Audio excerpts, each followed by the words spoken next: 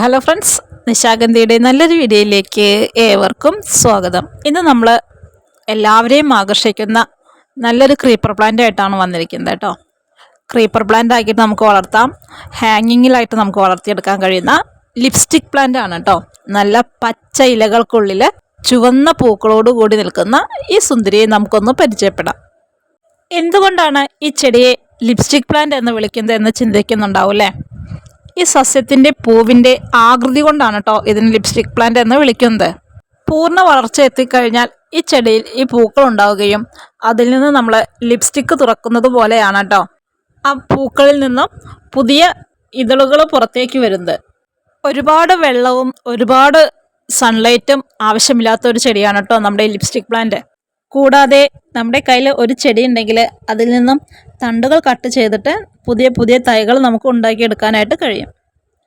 ഒരു വർഷം മുന്നേയൊക്കെ ഇത്തരം വലിയ ചെടികൾക്ക് 1500 ആ ഒരു റേറ്റിലായിരുന്നു കേട്ടോ വന്നിരുന്നത്. ഇപ്പോൾ നമ്മുടെ നാട്ടിൽ എല്ലാവരും ഇതിൻ്റെ തണ്ടുകളെല്ലാം കട്ട് ചെയ്ത് വെച്ച് പുതിയ തൈകൾ ഉണ്ടാക്കിയെടുക്കുകയും കുറഞ്ഞ കുറഞ്ഞ റേറ്റിന് കൊടുക്കുകയും ചെയ്യുന്നുണ്ട്.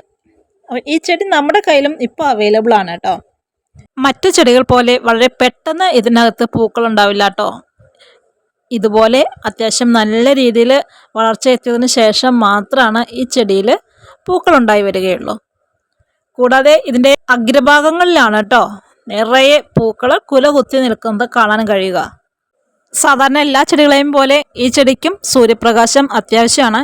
എന്നിരുന്നാലും നേരിട്ടുള്ള സൂര്യപ്രകാശം ഈ ചെടിക്ക് ദോഷമാണ് കേട്ടോ ചെയ്യുക. ഇതിൻ്റെ പൂക്കളെ പോലെ എടുത്തു പറയേണ്ട ഒന്നാണ് ഈ ചെടിയുടെ ഇലകളും. വളരെ വ്യത്യസ്തമായിട്ടുള്ള കുഞ്ഞു കുഞ്ഞു ഇലകളാണ് കേട്ടോ നമുക്ക് ഈ ചെടിയിൽ കാണാനായിട്ട് കഴിയുക.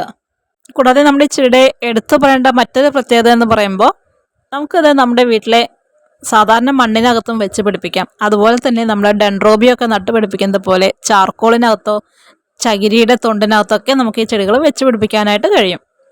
അപ്പോൾ ഈ കാണുന്നത് നമ്മുടെ ഔട്ട്ലെറ്റിൽ ഇപ്പോൾ സെയിലിനായിട്ട് വന്നിരിക്കുന്ന പ്ലാന്റ്സ് ആണ് കേട്ടോ. ഇതെല്ലാം ഒരു വർഷത്തിൻ്റെ അടുത്ത് പ്രായമാവാറായിട്ടുള്ള ചെടികളാണ്. അതുകൊണ്ട് തന്നെ പല ചെടികളിലും പൂക്കളും ഉണ്ടാവും കേട്ടോ. 170 രൂപയാണ് നമ്മുടെ ഈ ഒരു ചെടിയുടെ വില വരുന്നത്.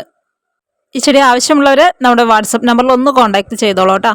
അപ്പോൾ ഇതൊക്കെയാണ് നമ്മുടെ ഇന്നത്തെ ചെറിയ ചെറിയ വിശേഷം. മറ്റു നല്ലൊരു വീഡിയോയുമായിട്ട് വീണ്ടും കാണാം.